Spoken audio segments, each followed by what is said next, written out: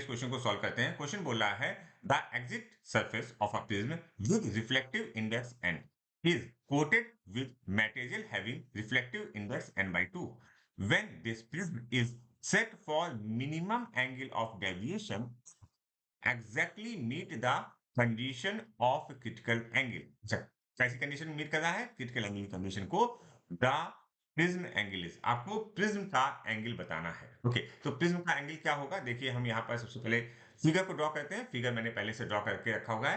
Prism angle मतलब ये वाला एंगल, ये ए की वैल्यू, ये जो ए है इसकी वैल्यू हमको फाइंड आउट करनी है। ओके, इस केस में हमने n1 जो दिया हुआ है that is n1 is equal to n and n2 is equal to n by 2।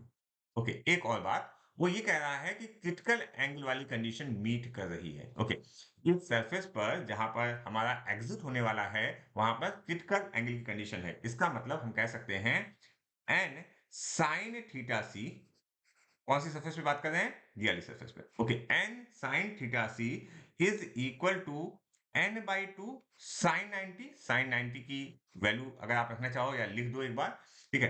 अगर हम इसको सॉल्व करें तो ये n और ये n कैंसिल हो गया और यहां से हमारे पास वैल्यू आई sin theta C is equal to 1 by 2।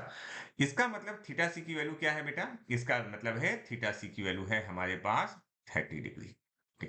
अच्छा, इस केस में मिनिमम एंगल लिखा हुआ है, तो मिनिमम एंगल वाली कंडीशन जो होती है, मिनिमम एंगल, ये कंडीशन आपको पता होनी चाहिए। मिनिमम एंगल वाले केस में आप कह सकते हो R1 इक्वल टू R2। और ये जो एंगल आया है, ये जो थीटा सी का एंगल आया है, इसको ध्यान दो। ये थीटा सी की जो वैल्यू आई है, ये एक्चुअली में किसकी वैल्यू आई है? This is a value of R2। ठीक है, तो यहां से हम कहेंगे फॉर मिनिमम एंगल थी R1 equal to R2 is equal to 30 degree. अच्छा, एंगल ऑफ प्रिज्म क्या होगा इस केस में? Angle of prism A is equal to R1 plus R2। ये कॉन्सेप्ट आपको बताया गया होगा। अच्छा, अगर हम लिखें तो हम लिखेंगे 30 प्लस 30, तो ए की वैल्यू यहां से कितनी आ गई? ए की value A is equal to 60 degree. तो हमारा कौन सा ऑप्शन सही होगा? हमारा option 4 is correct for this question.